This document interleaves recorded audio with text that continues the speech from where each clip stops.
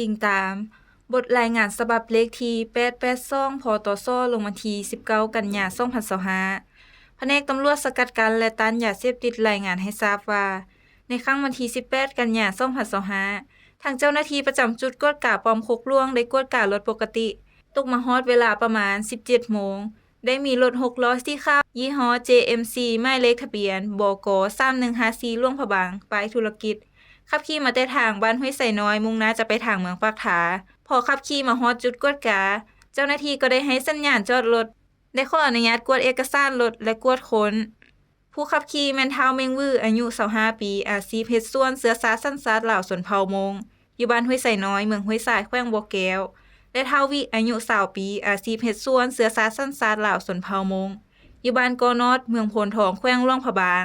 แม่นคนขี่รถมานำผ่านการกวดค้นได้พบเห็นยาเสพติดประเภทยาบ้าจำนวน900มัดได้ซุกเสื่องไว้ทั้งน้ำและข้างประตูรถทางเจ้าหน้าที่จึงได้กักตัวพวกเกี่ยวพร้อมเครื่องข้องกลางมามอบให้เจ้าหน้าที่แผนกตำรวจสกัดกั้นและต้านยาเสพติดเพื่อดำเนินการสืบสวนสอบสวนเครื่องข้องกลางและเครื่องติดโตมีคือยาบ้าจำนวน900มัดเท่ากับ 1,800,000 เม็ดน้ำหนัก180กิโลกรัมโทรศัพท์มือถือจำนวน2หน่วยเงินกีบ500,000กีบรถ6ล้อสีขาว JMC ป้ายทะเบียนบก3154หลวงพระบางป้ายธุรกิจ